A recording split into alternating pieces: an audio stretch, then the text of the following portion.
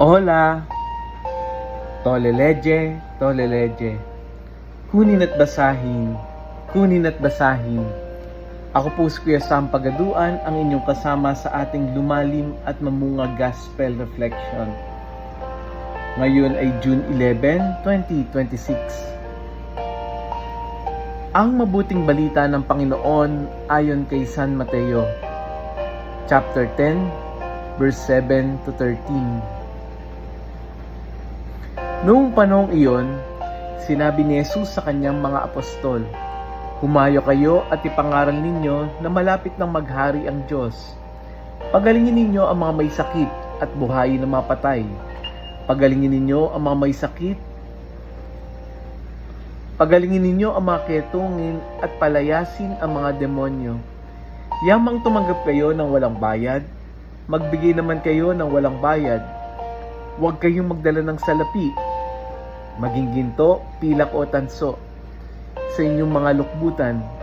Huwag din kayong magdala ng mga supot sa inyong paglalakbay, ni bihisan, pampalit na panyapak o tungkod, sapagkat ang manggagawa ay may karapatan sa kanyang ikabubuhay. At saan man bayan o nayong kayo dumating, humanap kayo ng taong karapat-dapat pakituluyan, at manatili kayo roon habang kayo'y nasa lugar na iyon.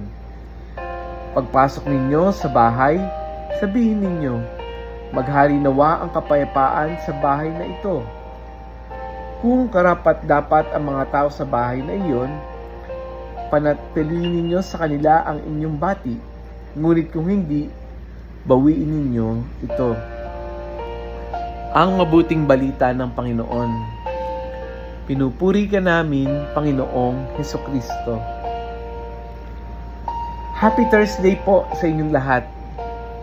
Sa gospel natin ngayon, narinig natin si Jesus na isinugo niya yung kanyang mga alagad at binigyan ng malinaw na instruction. Ano ang sabi? Humayo kayo at ipahayag ang paghahari ng Diyos. Kasunod nito, anong pinapagawa niya?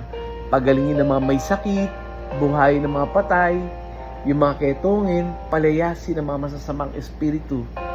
Pagkatapos, sabi niya, dahil tumanggap kayo ng walang bayad, magbigay din kayo ng walang bayad. At ito nakakagulat. Pinapunta ni Jesus ang kanyang mga alagad ng simple lang. Walang sobrang baon, walang seguridad, walang sobrang kontrol. Bakit? Dahil ang gusto ni Jesus, matuto silang magtiwala. At nang pumasok sila sa isang bahay, anong sabi? Ipagkaloob nyo yung kapayapaan sa taong iyon. Pansinin natin, bigyan nyo ng kapayapaan yung tahanang iyon. Hindi unang habilin ni Jesus o pagdating sa bahay na iyon, makipagdebate ka, makipag-argumento ka, manghusga ka. No, kundi kapayapaan. Alam niyo po, kapag narinig natin yung salitang mission or evangelization, madami sa atin ang iniisip agad na kung anong microphone, stage, Bible study, maraming tao. Ibang typical na nangangaral sa parke. Ito kagad ang iniisip natin pag sinabi natin mission or evangelization. Pero baka hindi ito ang unang iniisip ni Jesus. Dahil para kay Jesus, ang ating mission field ay yung sarili nating tahanan, yung sarili nating opisina, yung sarili nating mga group chat, yung classroom natin, yung barangay natin. Minsan, hindi sermon ang kailangan ng tao. Ang kailangan ng tao ay kapayapaan. May mga taong hindi naman naghahanap ng advice, pero naghahanap ng makikinig. Hindi naghahanap ng lecture, kundi naghahanap ng makakasama. Hindi naghahanap ng solusyon, kundi naghahanap ng taong hindi aalis at mananatili. Yun ang ibig sabihin na ipagkaloob natin ng kapayapaan. Kaya nga minsan naisip ko, ilang beses na kaya tayong pumasok sa bahay pero ang dala natin, stress, reklamo, galit, pagod. Hindi natin namamalaya na yung presensya pala natin ay nagiging dahilan ng mga mabibigat na damdamin na ito. Pero paano kung bago tayo pumasok sa bahay, bago tayo pumunta sa isang lugar, sambitin natin, ipanalangin natin, Lord, gamitin mo ako para magdala ng kapayapaan sa lugar na ito. Kasi hindi lahat ng evangelization ay salita. Minsan, yung kalmadong boses, isa na yung misyon. Yung pakikinig, isa na yung misyon.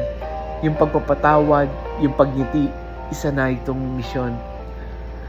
Sabi ni Jesus, dahil tumanggap kayo ng walang bayad, magbigay din kayo ng walang bayad. Ibig sabihin, kung tayo nga ay pinatawad ni Lord, magpatawad din tayo. Bigyan din natin sila ng second chance. No? Kaya, ngayong araw na ito, isang magandang pagnilaya natin bilang call to action, let us ask the Lord, Lord, saan mo ako gustong ipadala ngayon? Ano yung mission mo sa akin ngayon? Sino yung aking mission ngayon? Let us pray. Panginoong Jesus, salamat dahil tinawag mo kami, hindi lang para tumanggap, kundi para magbahagi.